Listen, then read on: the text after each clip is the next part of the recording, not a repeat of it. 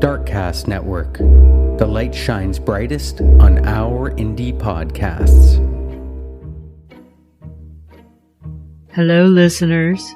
We're so very happy you could join us here at Darkcast Network for our holiday stories. The first part of our holiday special focuses on those who have been on the naughty list, some of them for many years. Are you wrapped in your favorite blankie and have your comfort snacks nearby? I certainly hope so.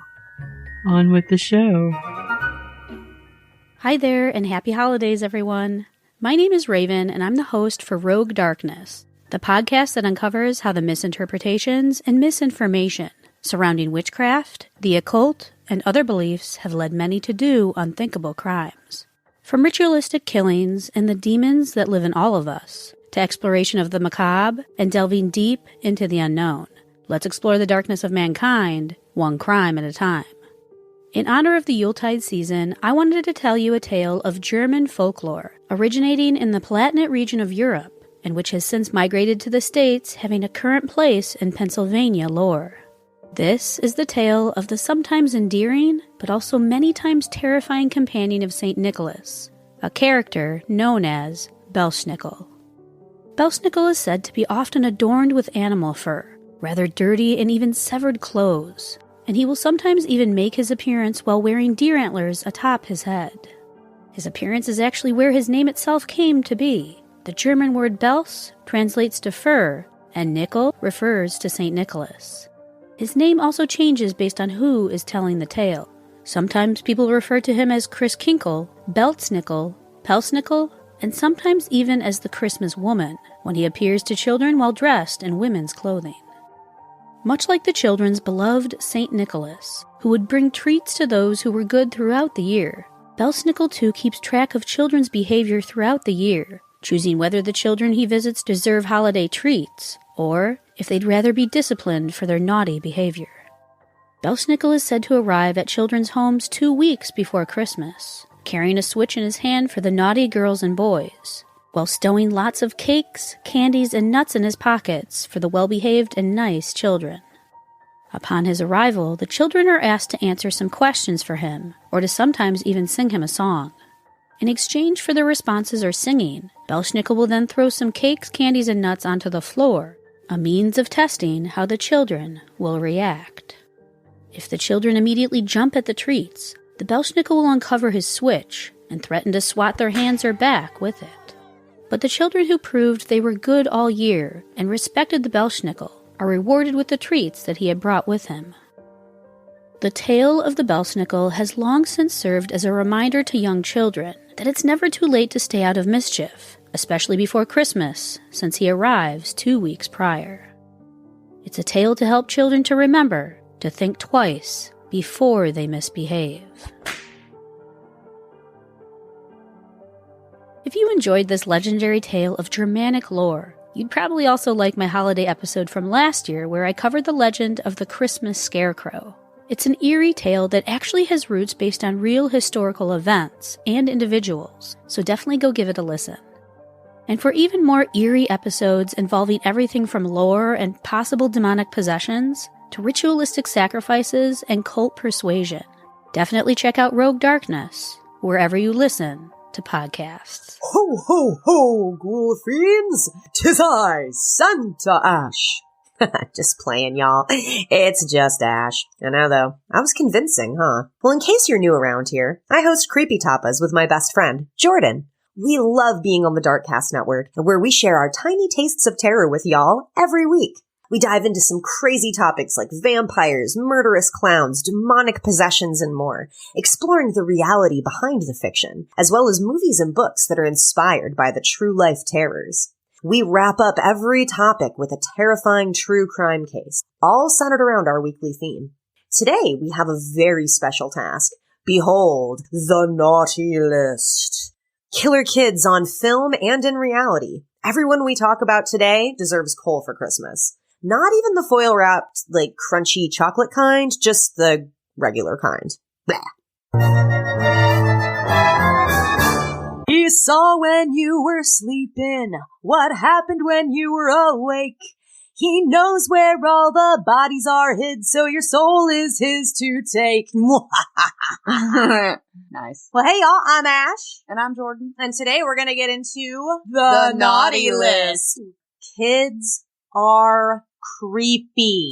They do and say creepy stuff all the time, y'all. Mostly innocent, sometimes insidious. We rely on Santa and his universal naughty list symbol, a solitary lump of coal, to tell us what kids we should keep a watchful eye on. Were you ever shocked that Santa brought you a present because you were such an insufferable little all year? Kind of.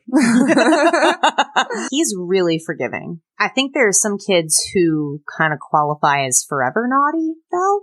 Yeah, I think so too. Like, no matter how hard they try, they'll never ever see another gift from old Saint Nick ever again. Some of the children we talk about today committed crimes when they were like 8 years old. God. Do they give them a little Santa Claus at the institution? I wonder if Santa visits the psychiatric ward. I'm not sure. Are you listening from a psychiatric ward? No. Write us. No. Creepytop us No. at gmail.com. No. Yes. No. March 22nd, 2016. 3 first graders at a charter school in Anchorage, Alaska were enjoying their lunch like any other day together. The group sat and enjoyed a dried seaweed snack. Gross. But this was no ordinary seaweed. This unassuming snack was unwittingly being groomed to become an accessory to Moida. What? The students put their plan into action, and the first graders were ready. But then, suddenly, the school resource officer approached, separating the trio of deadly murderers, and began questioning. It was not long until the girls broke, admitting to their foul plans, which were now ruined.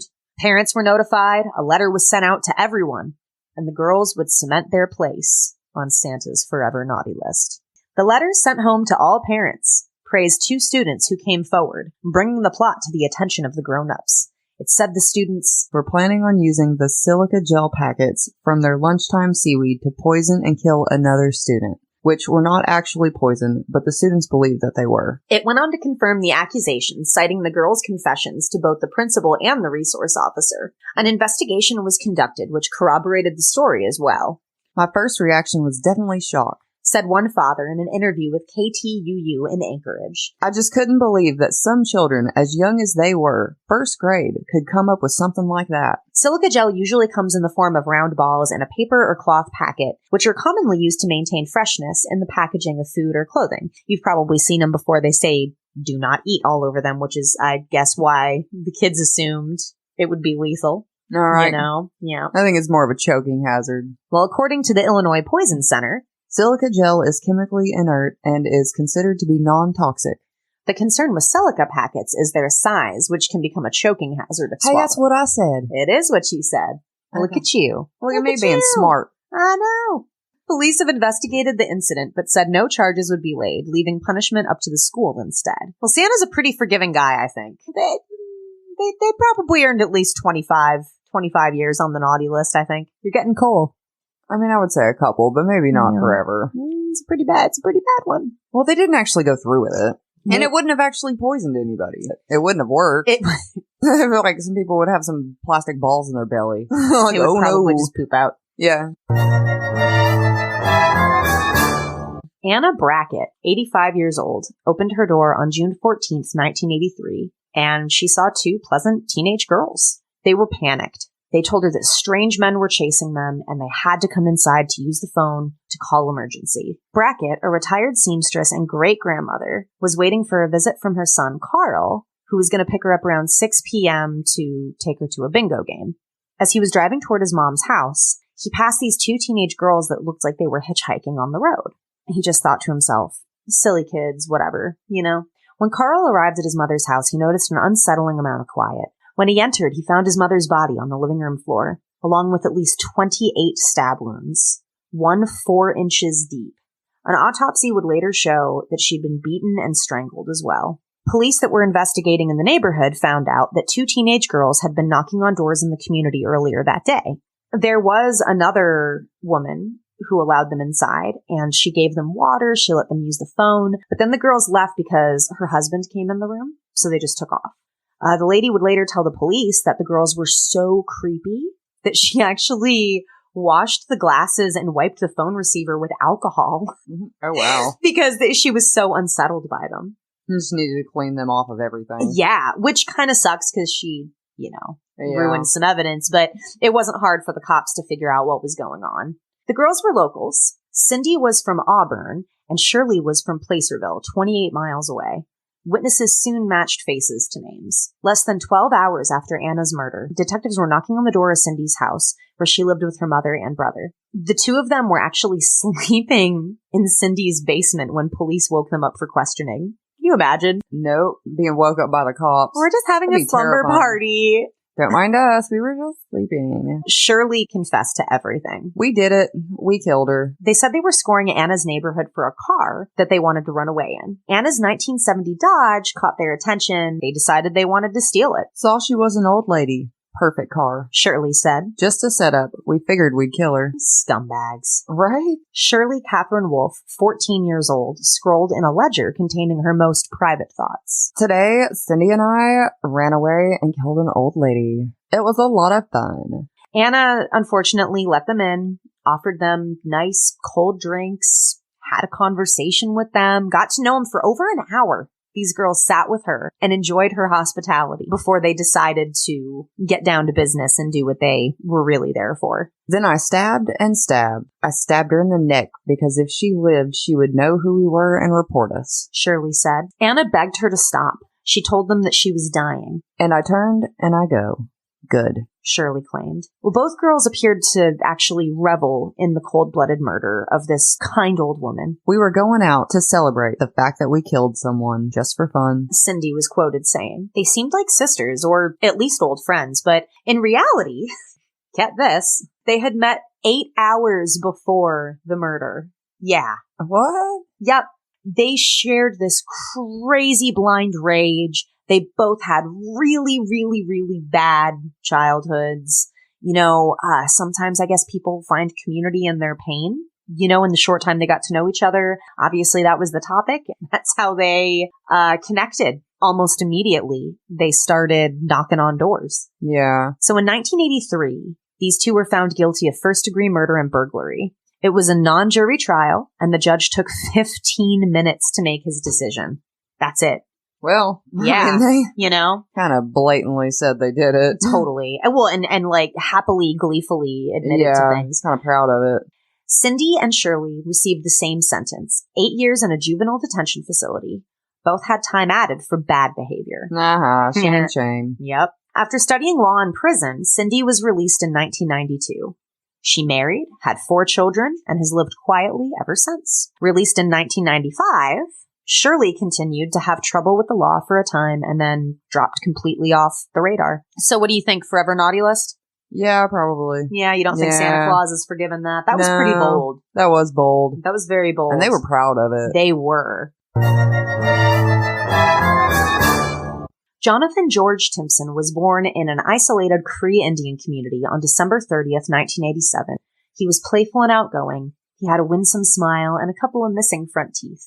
His hero was Zorro. He was a lot like other little boys where he had a favorite superhero. Aww. On July 8th, Charles and an unnamed 8-year-old accomplice lured little tiny Jonathan into a bush near his home on the pretext of playing a game where Jonathan had to go find a ball. Charles then leapt onto the sweet and unsuspecting child, stabbing him at least 4 times in the throat, body, and face with his mother's paring knife. He only paused when the knife became lodged in Jonathan's eye. He then used a beer bottle and a 12-pound rock, which administered the deadly blow, crushing Jonathan's skull. Then, apparently mimicking a ritual he saw in the 1991 movie Warlock, Charles tore 15 strips off Jonathan's body using another one of his mother's kitchen knives. Oh my God. Prosecutor Ritter told the judge that Charles then returned home, put the strips in a soup can covered with foil, put the can on the stove, and cooked the flesh to reduce the fat to liquid. The idea was, if you cut the fat off of a virgin, unbaptized child, then boiled it down and drank it, that it would give you the power to fly.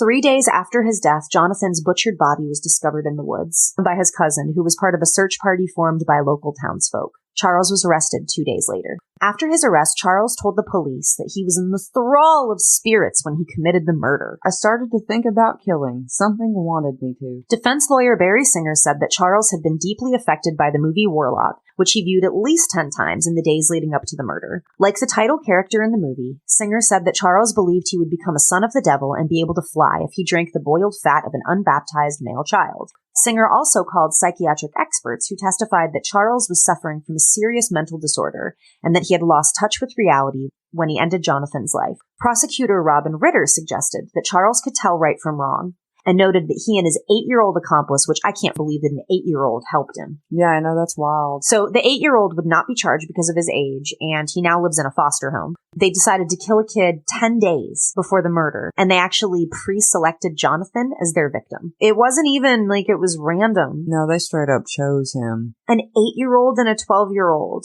for 10 days. Like, it just, wow, that's just wild.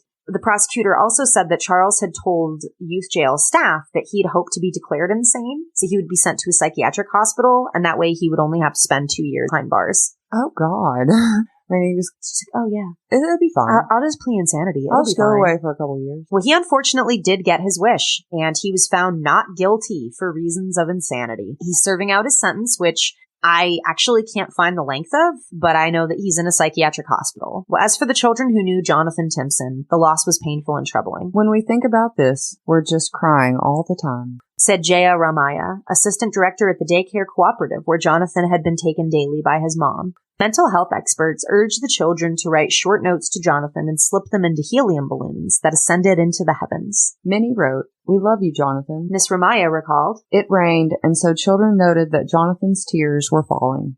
A Cree Indian funeral service was held for Jonathan, and he was buried in a tribal cemetery.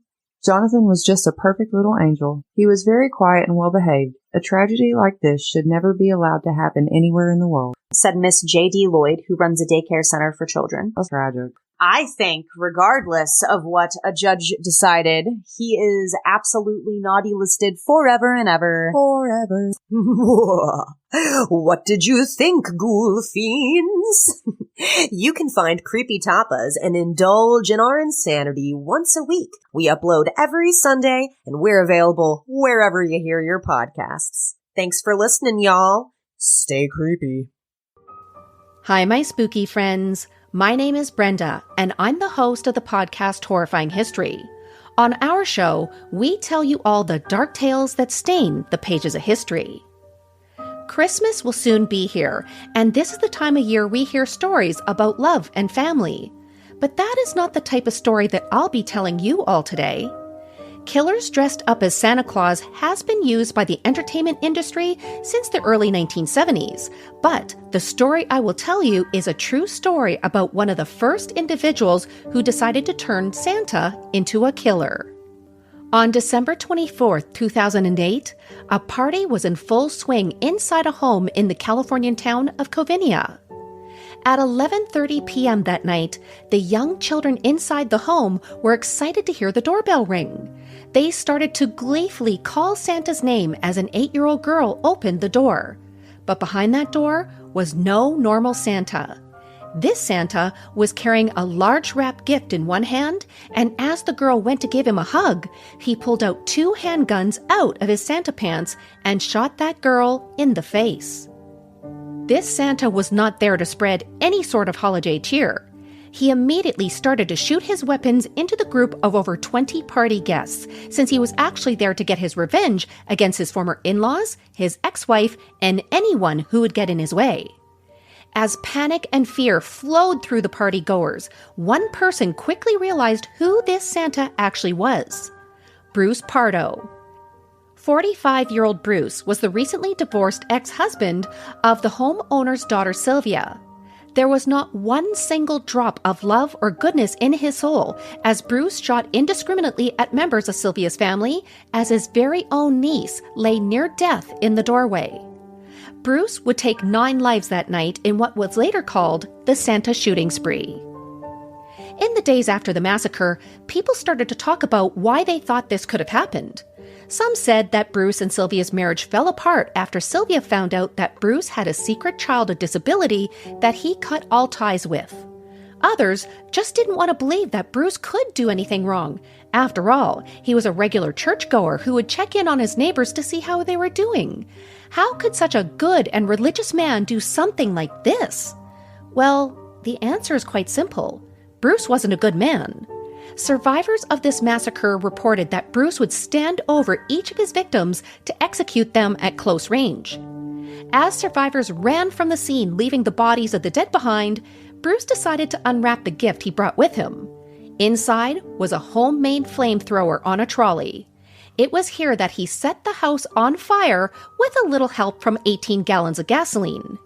It took about 2 hours to put out the fire, but believe it or not, the 8-year-old girl survived with another young child that Bruce had shot in the back. Now that the home was ablaze, Bruce had a problem. As he was surrounded with the now burning bodies of those he killed, his cheap Santa costume started to melt. It stuck to his skin as he tried to take it off. He changed into street clothes before he ran away from this death scene. Now, when Bruce was planning his murder spree, he did plan his getaway. He bought a plane ticket to escape to Canada, but due to the severity of his burns, he pivoted from this plan. Bruce decided to drive 30 miles or 48.2 kilometers to his brother's house. His brother was not home, and this is when Bruce decided to take his weapon and end his own life. Police later found his body, which had $17,000 strapped to his leg. They also found his car in the street by his brother's house. It was booby-trapped to explode if someone tried to remove the remains of his Santa suit from his car. After the police searched Bruce's property, they found multiple handguns, shotguns, a high-octane fuel tank, and bomb-making items. So, why did he do all of this? Why did Bruce dress up as Santa Claus with the goal to kill everyone in Sylvia's family? Well, we'll never know for sure, but some believe that after Sylvia divorced Bruce, he became obsessed in making her pay for the hurt he felt. He started his evil plotting, and he decided that he wasn't just going to take her. He was going to use this as an opportunity to wipe anyone she loved off the face of the earth. Instead of using this holiday to celebrate and show people that he loved them, Bruce decided to take this holiday to introduce his evil onto our world. We at Horrifying History wanted to tell you this tale for a reason. The Christmas season is supposed to be a time of happiness and love, not hate. It is a time to appreciate all of those who are in your life and fill your life with good tidings and joy. From the Horrifying History family to yours, may the magic of the holiday season fill your heart with joy, peace, and love. You can find Horrifying History wherever you find your favorite podcasts. You also can find us on Facebook as Horrifying History, on Instagram as Horrifying_History, and on Twitter at HorrifyingHIST1. Hello, I'm Ashley, the host of Fuck That, a true crime podcast, and today I'm going to share the story of a figure that encompasses the spirit of Christmas. As winter approaches and the days become shorter, there is a cheer that fills the crisp air. The spirit of the holidays is growing as families get ready to spend Christmas with the ones that they love the most. Children are always on their best behavior this time of year, eager to ensure a top spot on Santa's nice list, guaranteeing they get wonderful presents instead of a large lump of coal. Children in Central Europe look forward to St. Nicholas's arrival once before Christmas, on the eve of St. Nicholas Day, which occurs on December 6th. The night before, children carefully place a shoe in front of the fireplace or their front door, eager to wake up to it filled with small gifts and candy from St. Nicholas himself. However, the eve of St. Nicholas Day is not all that it seems. In fact, once the sun sets on December 5th and the sky falls black, Krampusnacht, or Krampus night, begins. Late at night, while tucked cozily into their beds, young children may hear the tiptoe of Santa on their roof as he prepares to bring the children joy. But some children may hear something far more menacing, the sounds of Krampus, St. Nick's devilish companion. Krampus, son of hell, the Norse god of the underworld, roots back to pre-Germanic paganism during the winter solstice. Half goat, half devilish man, Krampus is the antithesis of St. Nicholas and Christmas cheer. Naughty young children awaken to the sound of Krampus's cloven hooves tapping, filling the once peacefully silent night with terror. The lucky ones will awaken, only to find that Krampus has taken away the small gifts that St. Nicholas had left. The unlucky children, however, will come face to face with a monster beyond their wildest little imaginations. As Krampus slowly makes his way up to their beds, children are paralyzed with fear as they gaze upon the nightmare that has come to punish them. Krampus, 7 feet tall, is covered in dark, mangled fur. His body wrapped in chains and a sack is neatly draped across his shoulder. The sack makes it easier to bring the children with him back to hell. Atop his head sits long, gnarly pointed horns with large, bulging eyes nestled menacingly below.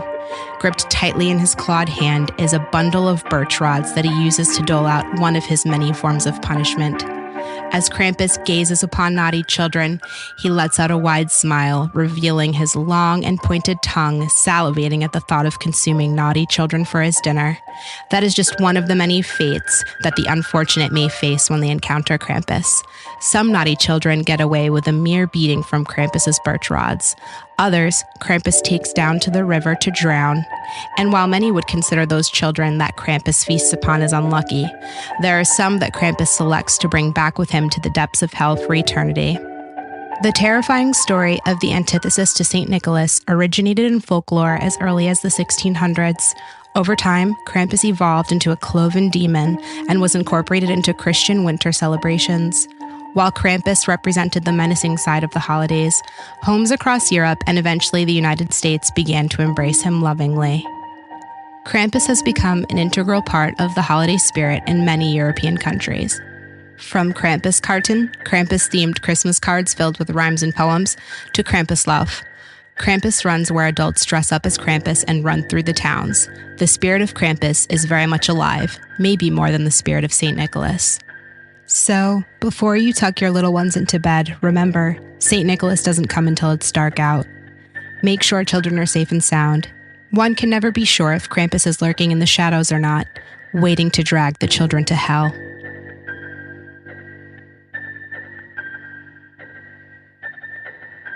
Hey, it's me, Autumn, from Autumn's Oddity, part of the Darkcast Network, and I am bringing you a good old-fashioned Christmas witch today. You know, there's no finer tradition, really. Well, those who prefer the darker side of the holiday season have had it pretty good lately, myself included, thanks to the growing popularity of Krampus. Once a mythological character on the fringes of Christmas lore, the horned Germanic monster has gone mainstream. There are Krampus parades in major cities, an influx of merchandise with his little horns and long-tongued creepiness, and even a horror movie about him tormenting a terrible family. While Krampus may be king of holiday scares, his fans often overlook an equally nasty and formidable queen, a Christmas monster who lives further north in the frigid climes of Iceland, who goes by the name Gryla, the Christmas witch.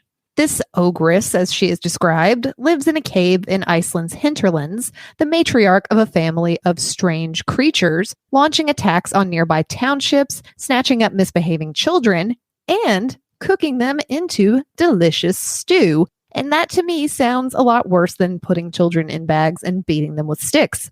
Terry Gunnell, who is the head of folkloristics department at the University of Iceland, says, "You don't mess with Gryla. She rules the roost up in the mountains." Tales of the Ogress began as oral accounts, with the earliest written references found in the 13th century in historic sagas and poems throughout the regions. One reads, "Here comes Gryla down the field with her 15 tails on." Like, does she have 15 tails? Why does she have 15 tails? No one explains. Down comes Gryla from the outer fields. This time, she's got 40 tails, a bag on her back, a sword/knife in her hand, coming to carve out the stomachs of children who cry for meat during Lent. Yeesh. In Iceland, the midwinter holiday known as Yule, which is a version of the Old English and Old Germanic word Yule, which describes this time of gathering together, feasting, and celebrating. It's essentially the same thing as Christmas in the United States, Hanukkah. It evolved into modern Christmas. Makes sense, right? It's generally darker than in the United States, and not just because, the sun barely comes out that time of year. According to Gunnell, the earliest celebrations of the seasons, or of that season, were viewed as a time not only to bring together relatives, both living and deceased, but also elves, trolls, and other magical/spooky creatures believed to inhabit the landscape. Sometimes these figures would visit in person as masked figures, going around to farms and houses during the holiday season. And this is giving off kind of a Halloween vibe to me. Gryla, again, whose name loosely translates to growler, pretty metal, right, would be among these, showing up with a horned tail and a bag into which she would toss the naughty children. She was definitely around in about 1300, although she was not directly associated with Christmas. She was associated with a threat that lives in the mountains. You never knew exactly where she was. Long poems were written about Gryla and a husband, but he did not last long, as apparently she ate one of her husbands when she got bored with him. So in some ways, she was the first feminist in Iceland, or, a human praying mantis, biting off the head of her mate. Other bits of folklore describe a second troll-like husband and a giant man-eating Yule cat. We've covered him before on my show in last year's Christmas Cryptids, Traditions, and Lore episode. The Yule cat was known to target anyone who didn't have on new clothes around the holiday, which, we find it boring to get a pair of socks, but there it's awesome because you're not going to get eaten by the Yule cat. Filling out what Gunnell calls this highly dysfunctional family are Gryla's mob of large adult sons known as the 13 Yule Lads. Each of these troublemakers visits Icelandic households on different days throughout December, and they unleash their own kind of hell. I'm going to butcher these names. I apologize in advance. Hurdaskiller is partial to slamming doors. Pottaskeffel eats any leftovers from pots and pans. That's rude. And I don't know how to say this. Bungakavir lives up to his nickname of Sausage Swiper. I apologize. I looked up how to pronounce these, but they are never right. And also, they're very difficult to say. Gryla did not get connected to Christmas until around the early 19th century, when poems began to associate her with the holiday. It was also around this time that the Yule Lads and the Yule Cat, which had been standalone Christmas figures with no connection to the Christmas witch, then were integrated into her big, creepy family. Prior to that, she was really just a personification of the winter and the darkness and the snow getting closer and taking over the land again. Not only did she represent the threat of winter, she was actually seen as controlling the landscape. Historians explain that Icelandic people understood themselves to be more like a tenant of their harsh environment, where glaciers, volcanoes, and earthquakes are dominant, and viewed mythical creatures like Gryla as the ones who were really running the show. Yeah, that's a lot of power, right? And still today, children are apparently terrified of Gryla in Iceland. The historian that I just talked about, he said that he's visited children's play schools to demonstrate drawing skills. And if he draws Gryla, then 2 or 3 terrified children have to leave the room because it's just too strong for them. That it's apparently a living folklore there. And she's really never stopped being embraced as a living figure. You apparently see her all around Reykjavik. She's just never really gone away, which I think is pretty cool. Europeans love a good Christmas witch. There are many. I don't know if any more will appear on this list. You'll just have to give it a listen. I love a good Christmas witch, too. And while Krampus is king of the holiday scarers, old Gryla is the queen. All hail Queen Gryla. Welcome, my friend, to a dark holiday story. My name is Keely. I am the host of a true crime and paranormal podcast here on the Darkcast Network called Misty Mysteries. And the story I'm bringing you today involves the murder of a family on Christmas Day. Going back 2 weeks before Christmas of 1929, a 41-year-old tobacco farmer in Germantown, North Carolina, named Charles Lawson, took his 37-year-old wife, Franny, and 7 children, 17-year-old Marie, 16-year-old Arthur, 12-year-old Carrie, 7-year-old Maybelle, 4-year-old James, 2-year-old Raymond, and 4-month-old Mary Lou into a town 13 miles away for a Christmas surprise. This surprise was a shopping spree for fancy clothes before the family went to a photo studio to take a family picture. The surprise was surprising to not only his family but the community. The Lawson family weren't struggling, but they were not well off. Most families at this time, living off of what the Lawsons did, never got to have pictures taken due to how expensive it could be, especially after buying all new clothes for such a large family. The Christmas surprise seemed very unusual to many people, especially for those learning about this case today, knowing that on Christmas Day, Charles did the unthinkable to his family. December 25th, 1929, started off with Marie waking up early. She needed to get started on her 2-layer cake she was baking and icing for the family's festivities. While Marie baked, Arthur was sent to town to go get shotgun shells for their family's traditional Christmas rabbit hunt. And the 2 middle girls, Carrie and Maybelle, were on their way to visit their aunt and uncle's farm. Carrie and Maybelle would sadly never make it to their aunt and uncle's farm that day. The 2 girls were the first to fall victim to Charles' senseless attack on his family. Charles hid behind their tobacco barn, waiting for Carrie and Maybelle to walk close enough to him. When the girls finally got close enough, Charles shot the 2 middle girls. He then bludgeoned the girls to ensure that they had died and placed them inside of the barn. He then headed to the family's home, where his wife Franny was sitting on the porch. Charles shot Franny, killing her before moving inside the house to shoot Marie, who was screaming after seeing what her father had done. Inside the house, he took the life of Marie, just like he had his wife and his younger daughters. He then found James and Raymond, who Marie had instructed to run and hide from their father, shooting the boys and taking the lives of his 2 sons. Charles showed no mercy for any of his family, because he then went to baby Mary Lou, where he took her life by physically attacking her and fracturing her skull. After butchering his family, Charles laid them all down in the home with pillows under each of their heads and their arms crossed over their chest. Charles took to the nearby woods after this, pacing in a circle around a tree, while Arthur returned home to see what had happened to his family. Help came to aid Arthur, and so did an unwanted crowd. Hours after the discovery of the family's massacre, one single gunshot rang from the woods near the home. Arthur and the police officers followed the gunshot to find that Charles had taken his own life with a suicide note by his feet. The suicide note offered no explanation to why he did what he did. There has been theories blaming a head injury Charles sustained months before this, and the possibility that Charles got his own daughter Marie pregnant, but ultimately we do not know why he did this. In the end of it, 16-year-old Arthur was the only survivor of his father's senseless crimes. He had to bury his family while friends, neighbors, and strangers made a tourist attraction out of his home. Everything in the home was left as it was. People would just walk through the house to see the blood of the Lawson family on the floor of their home and the blood-soaked pillows that Charles put under his family's head. Some even took raisins off of Marie's Christmas cake as souvenirs. This cake had to be covered with glass to preserve it while it acted as a tourist attraction.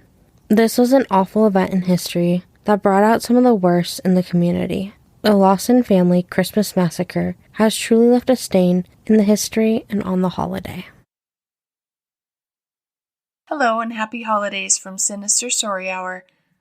My name is Steph, and I'm so glad you're joining me, along with all my other partners at the Darkcast Network, in this holiday celebration of naughty and nice. We all sincerely thank you for your support in 2022. The holiday season is a time of year that's rich in traditions, from food to rituals and even the decorations that we've grown accustomed to using. One thing that always comes to mind for me is how these customs began and what their origins are. One popular tradition in Guatemala has always piqued my interest just because it's so different from our customs here in the U.S. In a tradition dating as early as the 18th century, residents of Guatemala, especially Antigua Guatemala, the country's former capital, gather in different areas and perform a ceremony to purify their homes and ward off evil spirits. Fire has long been believed to have purifying qualities, with various cultures performing fire ceremonies or smoke smudging to cleanse and transform. That concept is no different here in Guatemala, where fire is believed to clear out negative energies gathered throughout the year. It's believed to be the direct cleaning of the heart in the anticipation for Jesus. The ritual I'm speaking of is called La Quema del Diablo, or the burning of the devil. It's the way for all Guatemalans to banish negativity and unclean spirits and usher in the Christmas season. It is believed that negative energies or unclean spirits can gather in our dwellings and cities, building up and leading to bad luck or negative experiences. By burning the effigy of the devil, they are ridding the space of the negative energy and can begin the following year with a clean heart and spiritually cleansed environment. I also believe that there's an element of symbolism to this as well, as they are putting faith in this process that they will start anew from the ashes of the past year's failures. There's also a religious component to this ceremony, as they are preparing to celebrate the Virgin in the coming days. Although the preparations for the burning of the devil can begin days in advance, it is at precisely 6 p.m. on December 7th of every year that you will find Guatemalans gathering for the ceremonies. It can look very different, from some families celebrating the occasion among themselves at home, while others gather in the streets or local parks, where thousands of people congregate to watch the ritual being performed. Some families will use tires or trash for the material they are burning, while in other areas they use a plastic suit, filling it with straw and trash. There are some that also use figures that are said to be malevolent and diabolical, and they throw them into the fire. One common element is that in most of these bonfires they will use firecrackers inside of the trash, and it lights up the sky as they shoot out from the inferno. In the 1990s, this ceremony began to take on a different feel, as it gives people of Guatemala even more the reason to gather and celebrate. It has since evolved into the use of devil-like figures, taking on much of the shape and characteristics of that of a human. Of course, they pull out all the stops in this elaborate depiction, where some of these figures range anywhere from life-size to 3 stories tall. Others are small papier-mâché versions, all depicting the devil, and many of them with the number 7. I couldn't find the exact significance for the 7, other than it being December 7th when they celebrate, but also it came to my mind that 7 is the number often associated with God. It's also no surprise that over time the process has become more commercialized. There are hundreds of street vendors that sell piñatas in the shape of a devil. They come in all sizes and styles, and you'd be amazed at seeing how many are sold in the days leading up to the celebration. There are also street vendors that pass by to sell souvenirs, including devil horn headbands that light up, and many of the children will don those during the party.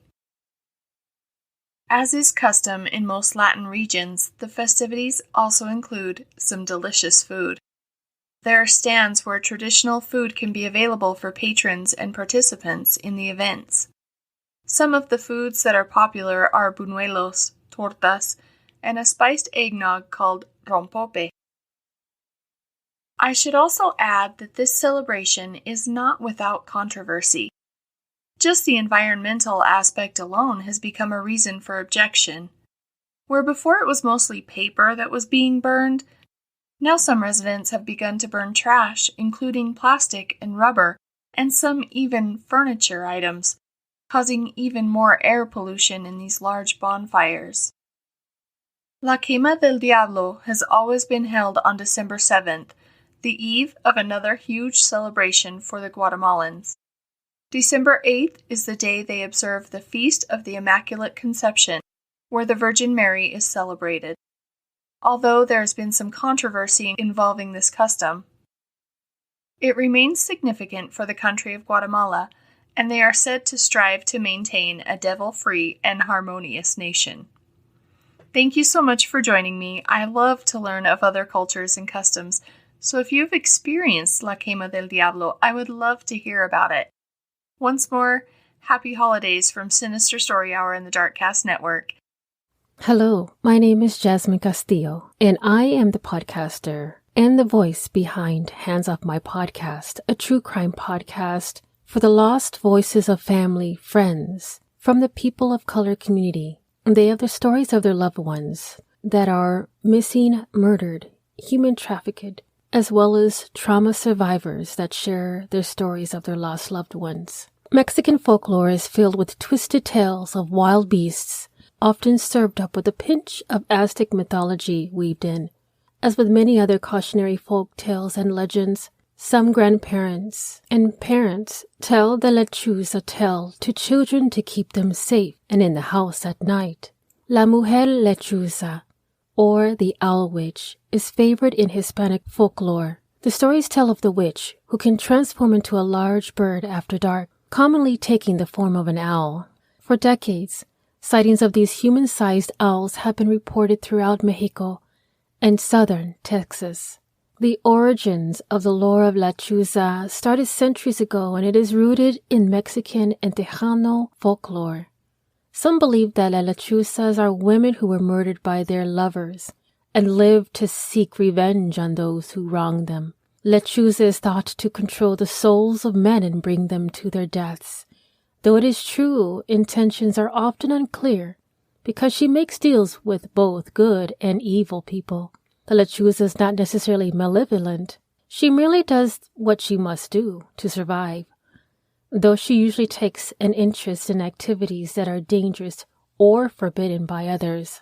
It is said that the lechuza does not usually allow herself to turn into an animal unless fit for money, because she would otherwise lose her powers. Also, if the head of the lechuza changes, so does her power and strength. The worst part about it is that there isn't just one lechuza, but rather an entire cabal of women who have the ability to shapeshift into owls. There's a chance that they can hunt in packs. So basically, lechuza is a huge owl lady who kills bad children or drunkard men.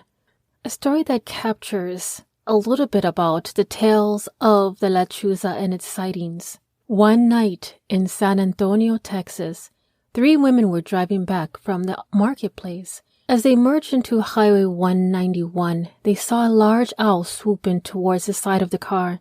They tried to keep their distance, but it chased them upwards to 70 miles per hour. At this point, the car suddenly died, but they managed to pull over to the side of the road before it stopped completely. The owl was nowhere to be seen. After a few tries, they got the car started again. Once the headlights came on, they illuminated a large human-sized owl sitting on a telephone pole. It watched them intensely. Frightened, they quickly drove away. After arriving home, the driver told her husband about the incident. "Well, it must be the lechuza," he said. La lechuza is a Spanish phrase meaning the owl. Maybe this doesn't sound frightening so far, but La lechuza is no ordinary owl. No, she is a shape-shifting old woman who becomes a giant owl with 15 feet wingspan in the face of a woman. And to up the antes in creepy factor, the woman is bruja, or witch, with revenge on her mind. You see, she was a curandera, a healer, practicing white magic. But people in her village were frightened of her powers and killed her. Resurrected, possibly by selling her soul to the devil, La lechuza returned with revenge as her main objective. Now she shifts into a huge owl, lures passerbys to her hiding spot with innocent sounds such as a crying baby, and consumes the curious as her next meal. Her favorite victims, it is claimed, are intoxicated men. Throughout folklore, large flying creatures appear often.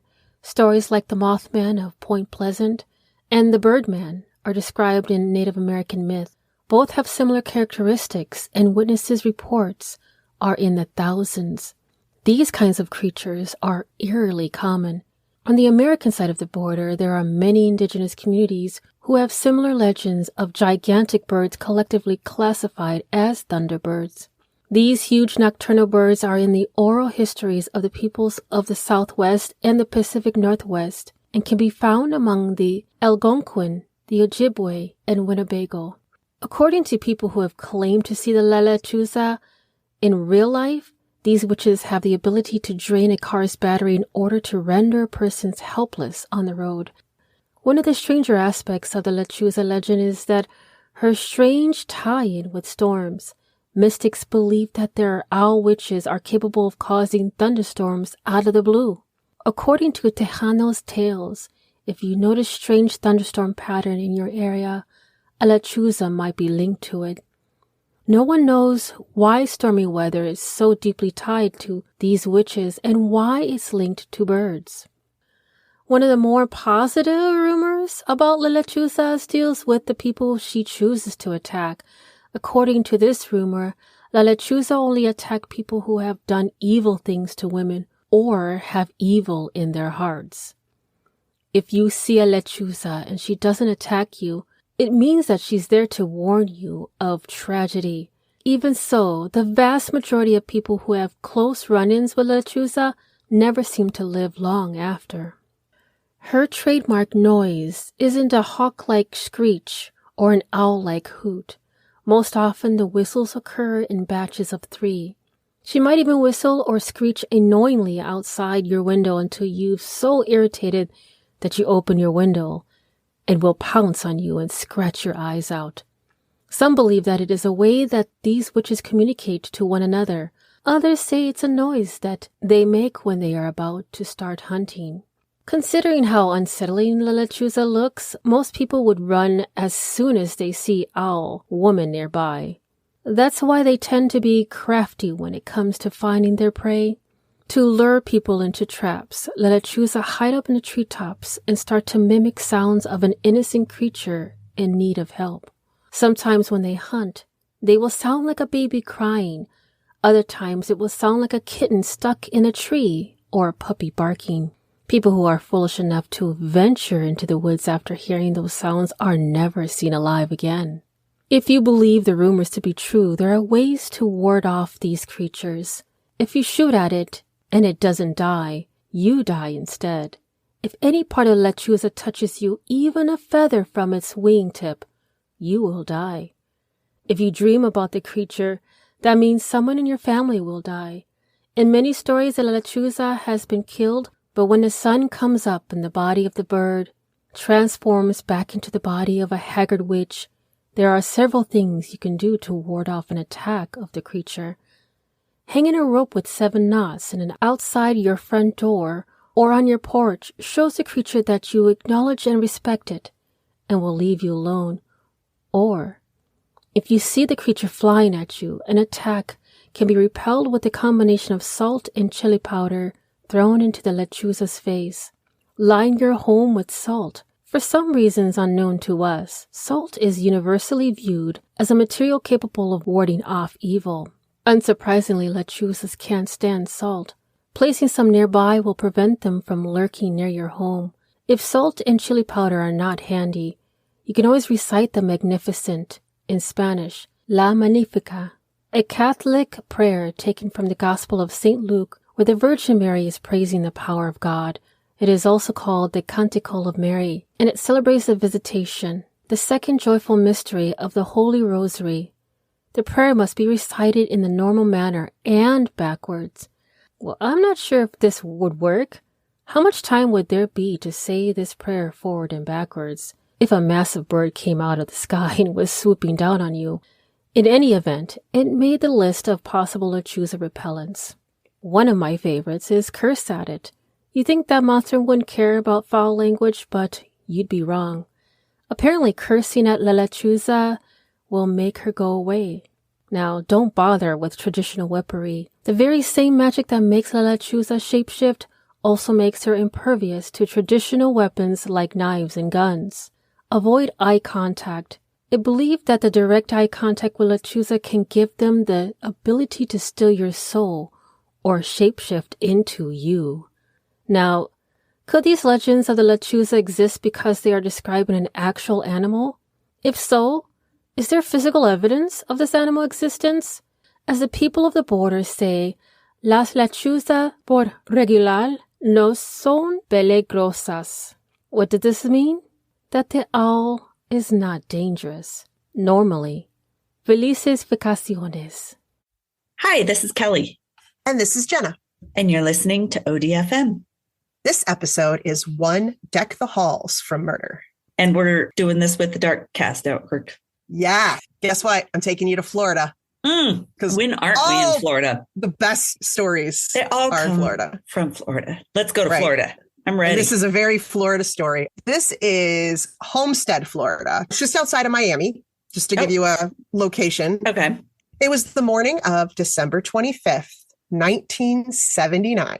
49-year-old Butch Waskowitz, I think is how you say it. Okay. Butch is driving his wife and kids from his house to his parents' house to spend Christmas Day. They lived in the same neighborhood. They were only about three streets away from each other. Oh, so nice and convenient. That's handy. Nice and, I like it. About halfway there, he sees what looks suspiciously like a body on the side of the road. Oh, Jesus. Merry Christmas. I found a present. He pulls over to investigate and is horrified to discover that the body is his mother. His own mom. 71-year-old Gertrude Waskowitz. Gertrude. So he sends one of his teenage sons to go start knocking on doors to call 911, right? Yeah. Oh, yeah. Before cell phones. Right. This is pre-cell phones. Absolutely. But he probably had to knock on a couple doors because it's like Christmas Day. Like people are people even home? Oh. So when police do arrive, they instantly assume Gertrude was the victim of a hit and run. But there were the things you would see. There were no tire marks or other telltale evidence you would normally see of a hit and run. But, and she didn't look like she was shot or something. Nope. Oh, God. But several feet away in some dirt on a lawn, there were like these 3-inch wide marks in the lawn, possibly dirt bike. Still really weird. That makes sense. Plus it was on the lawn. So it was like, well, someone would be in the street. Like I don't know. Like they had an accident and somehow knocked her over or something. It was very, very strange. Yeah. So the first thing investigators do is, of course, interview the family. The night before on Christmas Eve, I'm going to try this again. Waskowitz family had gathered at the home of Butch and his wife, Patsy. Around 9:45 p.m., Gertrude and her husband, who was 74-year-old Elmo, they had gotten into an argument, which was very typical for them. They'd been married like 50 some years and they bickered and all this. Oh, yes. So she wanted to get home because everyone was coming to their house for Christmas Day and she had food to prep. And yes, you want to clean and get everything. Right. That's stressful. He's still like playing cards, smoking cigars. He wasn't ready to leave. That's so annoying. Right? I know that feeling. Right? Come on. So everyone had been drinking a lot of eggnog. There was people were tipsy and stuff. So Gertrude decided, fine, I'm going to walk the 3 blocks home. Oh, Gertie, not alone. Butch and Patsy were like, don't think that's a good idea. You've also been drinking and all this. But she was a very stubborn lady. Okay. One of them that you didn't want to mess with. So no one wants to mess with her when she's angry. It was Florida. So it wasn't cold out. They don't get snow there. It was the safe neighborhood. It was the 70s. People walked places. That's true. People hitchhiked and all that stuff everywhere. Yeah. Exactly. So it wasn't like completely strange for her to do that. And it was 3 blocks away. Yeah. She was a very capable woman. So everyone's like, okay, Elmo wasn't going. Elmo wasn't moving. So when investigators went to speak to her husband, Elmo, they were immediately suspicious. Uh-oh. He didn't seem concerned about his wife at all. No reaction to being told she was dead. They asked why he hadn't reported her missing when he came home that night. She was supposed to walk. Yeah. And then he came home and you wouldn't think she's going to go out anywhere else. She'd been drinking. Right. She'd been drinking. She was walking home. Right. Elmo, what'd you do? He said he got home after midnight. All the lights were off in the house. He assumed that she had finished her preparations and had gone to bed. So they're like, well, wouldn't you have seen her in the bed? And he was like, well, sometimes he slept in the spare room because she complained about how he snored when he drank, which legit. Yeah. Snore more when they drink. So then they were like, okay, well, why didn't you report her missing in the morning then? And he said, just wasn't aware that it was already late enough that guests would be starting to arrive. Like he's just like in his own little la-la land. Clueless. He's probably used to her doing everything for him. Right. And they're like, well, she didn't get up or anything. And he was like, well, lately Gertrude hadn't been taking her medication as regularly as she was supposed to on some days. And so it caused her to sometimes sleep really late. Longer. Yeah, because she wouldn't remember till later in the day, and sometimes they made her tired, and then she went to bed late. He had all these answers, but it still was like a little weird. Yeah, it's weird. He never checked in, he's like, it's quiet. I'm going to enjoy my time. He wasn't. This is fantastic. He wasn't going to complain.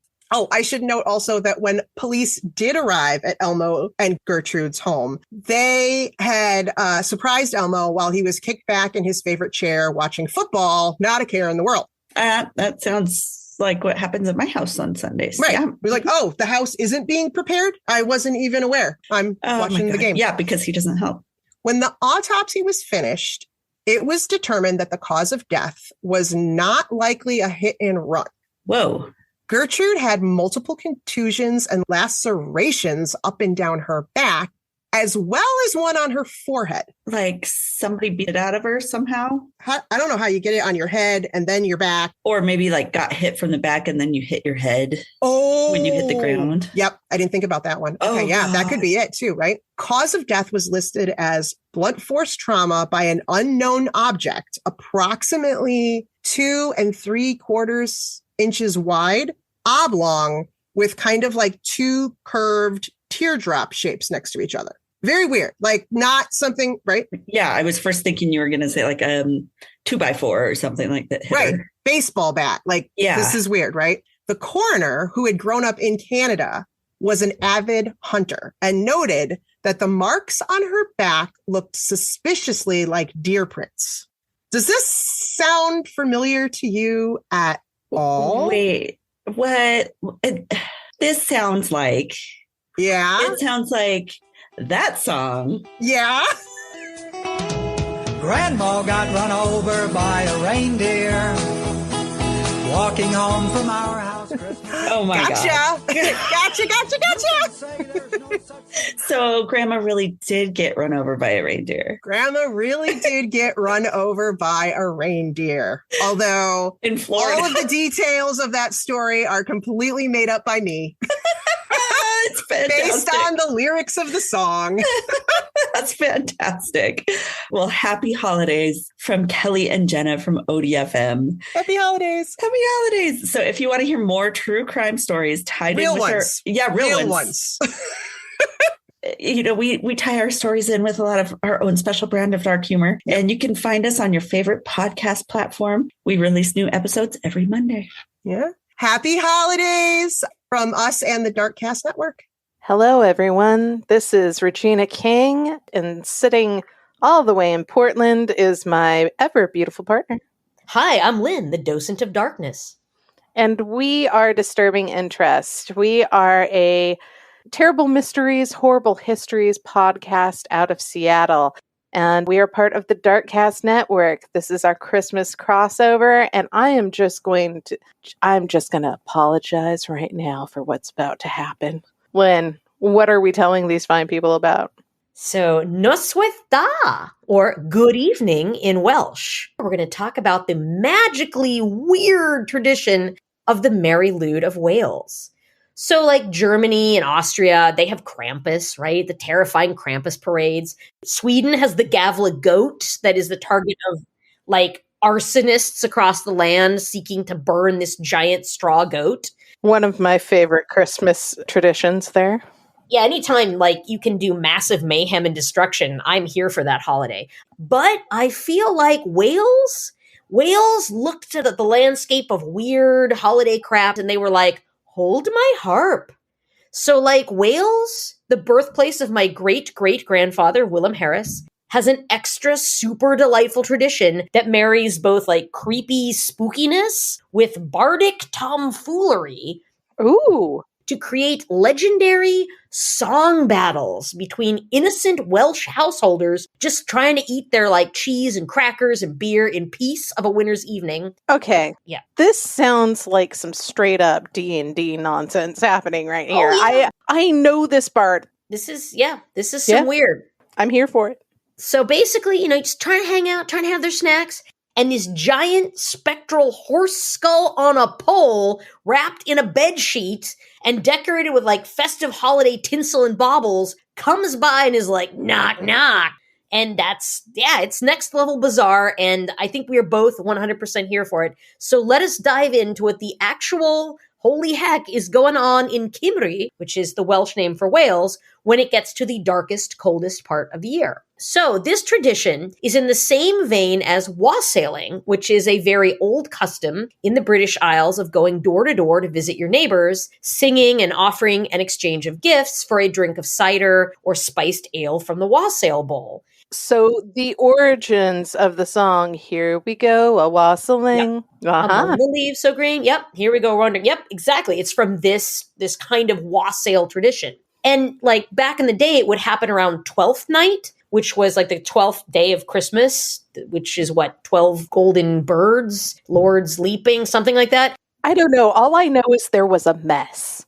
Yeah, you should not give people that many birds. Like, please don't give me that. No, not even for Hanukkah. Like, I'll even take 8 days of underpants before I will take 12 days of random birds. I don't care if you put down a plastic cloth before giving me said bird. That many geese, that's a lot of hissing. The geese are mean. Geese are very mean. So this normally, like this kind of wassail thing would usually happen in early January. And now that tradition has been replaced in modern times by caroling, which also takes place also earlier in the kind of 12 days of Christmas cycle, usually before and right around Christmas itself. So like instead of, I don't know, hits from the communal ale bong and rowdy drunken songfests, you get all the Dickens carolers showing up at your door singing Little Drummer Boy. That's kind of the tradition that we're coming out of. But Wales was like, you know what? Let's get real weird with this. So the earliest instance of this tradition of the Merry Lude was recorded of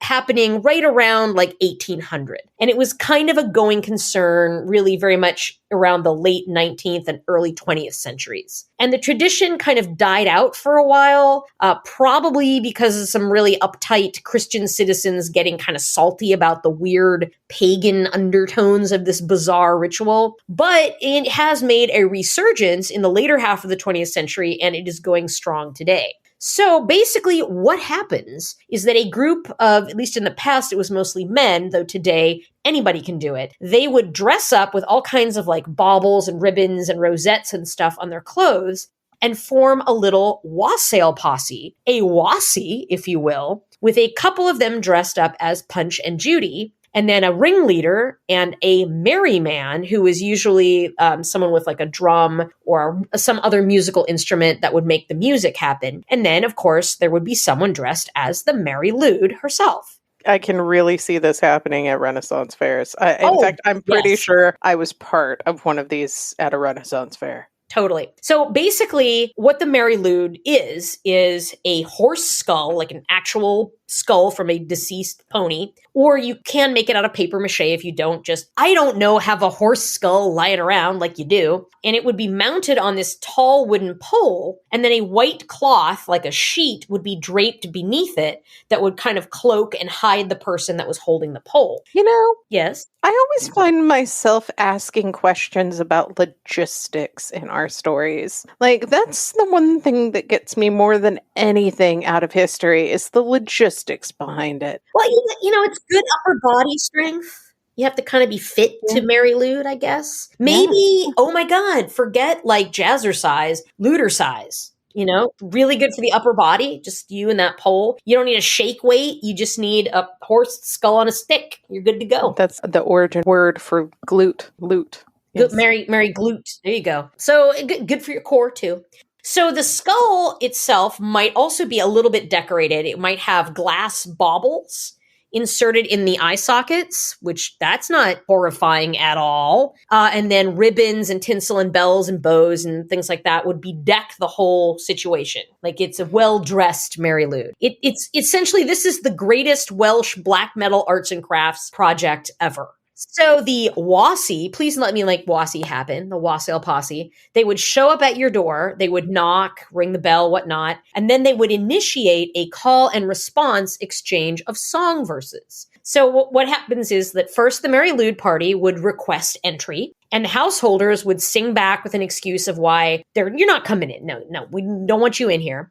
And then the Merry Lude would respond with another request to enter, and a reason that they should totally let them in. It's going to be great. It's going to be fun. And then the household would reply with another verse about why that is not happening. No. Like, oh, can't. Sorry, I'm washing my hair. Something like that. So basically, it just, they go back and forth until eventually the household just runs out of excuses and they would let the Merry Lude and company in, and mildly mayhem-filled jolliness would result. Jollility, if you will, would result, and everybody would eat ale and cakes and whatnot and just kind of have a little bit of a party. And then at the end of it, probably really it isn't the worst outcome that you could hope for upon allowing a giant disembodied spectral horse head and its entourage into your home of a winter's evening. Yeah, that's kind of the basics of how the Mary Lude operates. And I thought to myself, I said, it might be both fun and educational for the listeners here to hear an example of what a modern day Mary Lude experience here in America could be like.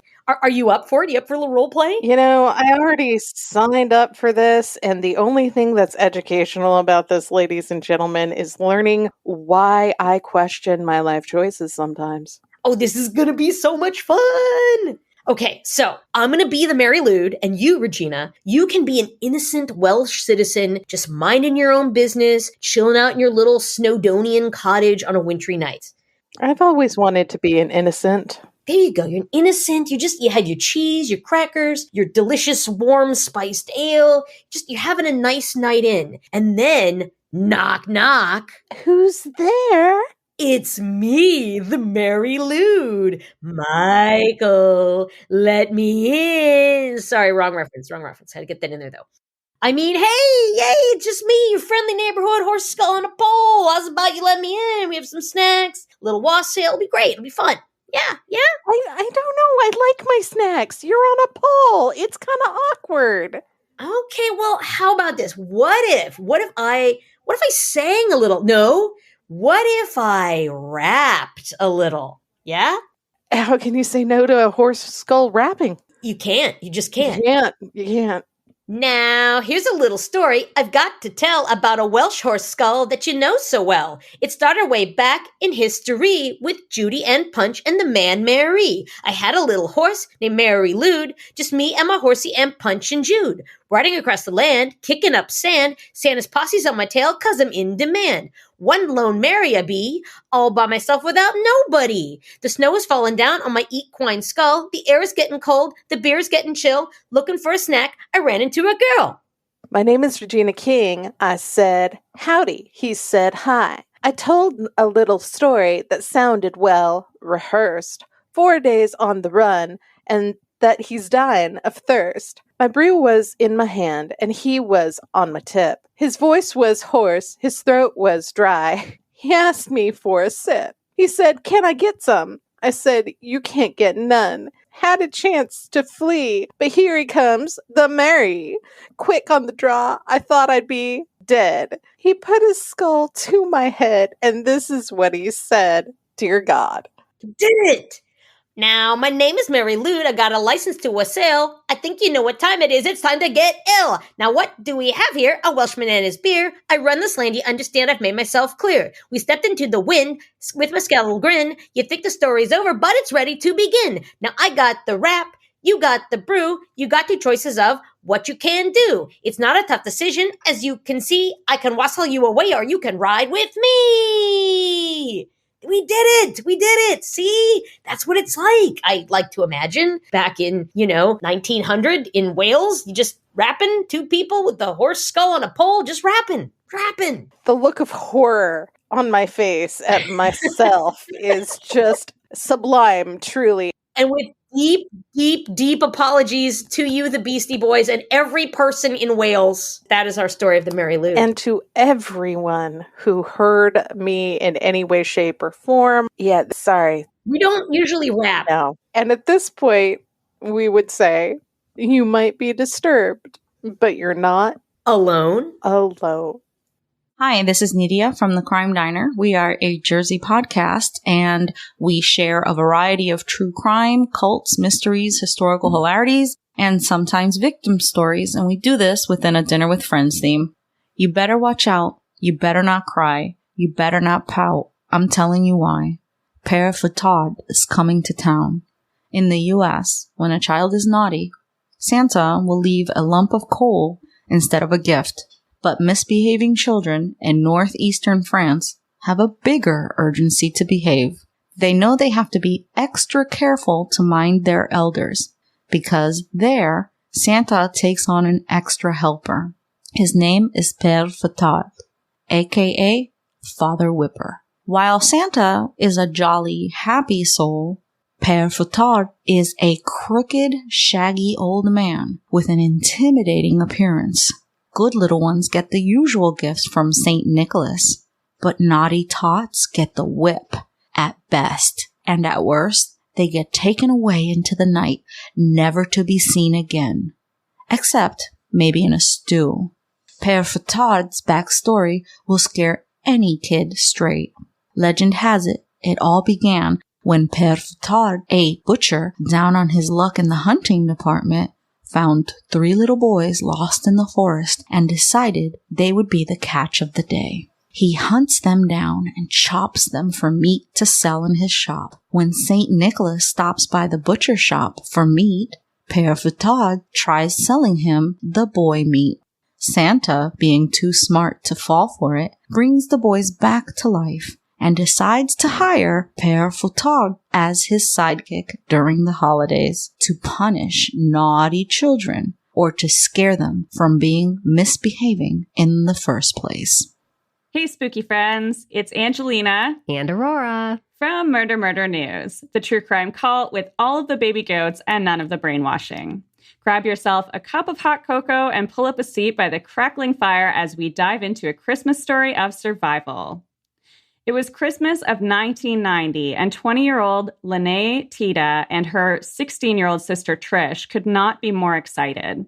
Their family owned a pretty luxurious cabin in Webner Canyon near Oakley, Utah. The girls had loved traveling to the vacation spot from their home in Houston, Texas, since they were kids. The mountains, snow, horses, and peacefulness of the family getaway had caused their mom, 51-year-old Kay, to nickname it Tita's Tranquility. This year was especially exciting for the Titas because their whole family was getting together at the cabin for the holidays. Their grandmother, cousins, aunts, and uncles were all going to be there. 76-year-old Beth, who the girls lovingly referred to as Grams, had recently recovered from a car accident. She'd been slowing down in recent years, and it was really important to everyone to spend as much time with her as possible. Lene, Trish, and their family left Texas for Utah on December 21st. Kay and Beth got to work decking the halls for the holidays. The gifts were wrapped, the tree was lit, and the stockings were hung. The 2 women knew how to do Christmas. On December 22nd, the family went out to do a little last-minute Christmas shopping 40 minutes away in Salt Lake City. It was a brutal winter, and there was so much snow that the best option for getting from the house to the main road, about 4 miles away, was a snowmobile. Beth, Kay, and Lene went into town to get food for the family, while Trish and her dad, 51-year-old Rolf, went to Camas, Utah, to a snowmobile repair shop. Around 3:30 p.m., Lene arrived back at the cabin with her mom and Grams. The weather was frigid, and Lene couldn't feel her fingers. She rushed inside to warm up her hands under some warm water so she could help Beth and Kay carry in all the bags. As she headed up the stairs, she saw a flash of gray dart across the kitchen. If it was one of her cousins ducking behind a door to jump out and surprise her, she was ready for them. A moment later, a man with frizzy hair came out from around the refrigerator, gun cocked and pointed at Lene. This was not her cousin. The man told her to sit down and be quiet. Just then, another man with dark hair and thick glasses came down the hallway towards them. Pointing a gun at Lene, the man asked if anyone else was with her. She replied that her mom and Grams were outside, just as she heard them coming up the stairs to the front door. Kay pleaded with the man, asking what she could give them. She offered to get her purse and write them a check. As Lene looked around the room at the scene, she noticed the 2 men had already scavenged the cabin. They had opened their Christmas presents. They had gone through the kitchen and helped themselves to food. 2 rifles sat resting against the couch. Without warning, the one with the frizzy hair shot Kay in the chest. Next, he shot Beth twice in the head. Lene watched as her mom and Grams died on the ground of their once tranquil cabin. Lene started to pray and was told by the frizzy-haired man it wouldn't help because he worshipped the devil. Meanwhile, Trish and Rolf were still in Camas at the snowmobile shop. Suddenly, a wave of terror washed over Trish. Something was wrong. She told her dad her fears. Maybe Grams had fallen off a snowmobile. They called the cabin, but there was no answer. Back at the cabin, the killers were angered by the phone ringing and took it off the hook. The next time Trish tried calling, the line was dead. Rolf and Trish rushed to get home to check on their family, worrying that Trish's bad feeling had been warranted. Lene pleaded for her captors to just leave, and she wouldn't tell anyone. They told her there was too much evidence to tie them to the scene. They had to burn the house down. They dragged the bodies of Kay and Beth out onto the patio and forced Lene to pack a bag of her belongings. Lene didn't know what the two assailants were planning to do to her, but she knew she needed to get out of the house fast or they would kill her dad and her sister. She packed as fast as she could, but Rolf and Trish had hustled back to the cabin, fearing something was wrong. As they pulled up to the house, a tall man in a ski mask jumped out with a gun. Trish's first instinct was that this was one of her cousins playing a trick on her. The masked man escorted Trish and her dad into the garage and told Rolf to take off his snow clothes. The man with the frizzy hair ordered the man in the glasses to shoot Rolf. The man with the glasses froze, seemingly in fear, so the man with the frizzy hair shot Rolf in the head himself. They poured gasoline on Rolf and around the garage. Then the men poured gas around the rest of the cabin before setting it alight. The two men forced Lene and Trish to drive the two snowmobiles while they rode on the backs. That's when Trish's survival instinct kicked in. Her mom, dad, and Grams had all been murdered. She was going to save Lene, and she was going to save herself. She began plotting. She had a fair bit of experience driving a snowmobile, and she believed she could get enough speed coming around a corner to throw one of the men off the back, perhaps even into a tree. But what would her next move be? She worried the man with glasses wouldn't hesitate to shoot her sister as she drove the other snowmobile. Along the road, the girls spotted their Uncle Randy, who had stopped on the shoulder. He wondered who the men were riding along with his nieces. Had they brought boyfriends to the cabin this year? To his surprise, the snowmobile zipped past him without waving or even slowing down. Trish and Lene had seen their uncle, but didn't want to risk Randy's life by acknowledging him. They made the decision to leave their uncle and deal with their captors alone. Lene, Trish, and the two men made it back to the place where the family car had been parked. The men forced them into the back seat at knife point. They drove past Uncle Randy once again, and again he noticed the girls in the car with the two strangers. He motioned for them to stop. Trish tried to give Randy a look to let him know something wasn't right without alerting the kidnappers. Randy felt like something was amiss, but not knowing the girls were being held at knife point, he decided just to continue down the road towards the house. And then he spotted something even stranger. A man was riding down the canyon on a snowmobile in just jeans and a shirt in the freezing cold. The man was also covered in blood. It was Rolf. Rolf had managed to get up, even with his gunshot wound to the head, but as he moved from the garage back into the house, he caught on fire. He managed to put out the fire in the shower, but after discovering the bodies of his wife and mother-in-law, he knew he had to go save his daughters. He managed to get on a snowmobile and head towards the main road. That's when he ran into Randy, who could not believe what he was seeing. Rolf told him what had happened, and Randy helped him into the back seat of his vehicle. Randy had a cell phone, but there was no cell service in the canyon in 1990. He raced towards the main road, trying repeatedly to call 911. No reception. Miles down the canyon, Randy caught up to his nieces in the car. He didn't know what to do. He didn't want to alarm the killers, fearing they would shoot Lene and Trish. Could he somehow run them off the road without endangering the girls? Suddenly, the call went through and Randy connected to a 911 operator. He told them his nieces had been kidnapped and where the car was heading. Just as he requested an air transport for Rolf, the call dropped. He soon made it to a gas station in Oakley and called again. At this point, Lene and Trish were still in the car with their captors, who had made it to the main road and were heading towards Camas. A police car approached from behind, then drove on past. Soon, a second police car passed, then turned around to pursue them with their lights flashing. A 90-mile-an-hour pursuit began, but the killers lost control of the car. They drove off the road into an embankment. Fortunately, the girls were okay. A helicopter arrived for Rolf, who ultimately survived his gunshot wound. The killers, eventually identified as 25-year-old Vaughn Luster Taylor, the one with the frizzy hair, and 21-year-old Edward Stephen Daly, the one with the glasses, were each charged with 2 counts of first-degree murder, 1 count of attempted first-degree murder, and 2 counts of aggravated kidnapping. They were also charged with aggravated assault, theft, arson, and failure to heed to a police signal to stop. Lene, Trish, and Rolf all testified against Vaughn and Edward in the trial. In May of 1991, Vaughn pleaded guilty and was sentenced to death.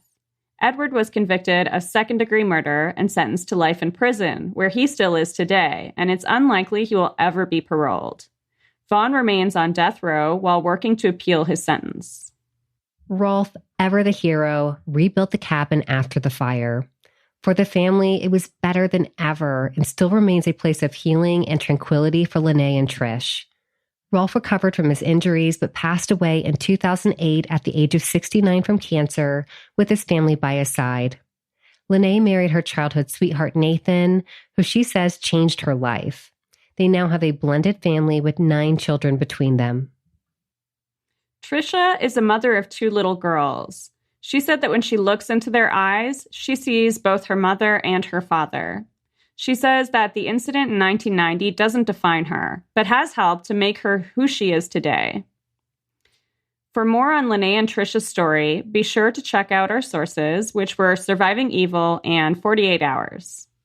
We hope you enjoyed this story, and we hope you are all safe and sound around with the ones you love the most. If you find yourself with some time to kill this holiday season, check out Murder Murder News wherever you listen to podcasts, and we'll help keep you company. New episodes come out every Friday, each one featuring a story from the corresponding week in true crime history, told from a victim-first standpoint. Happy holidays! Happy holidays!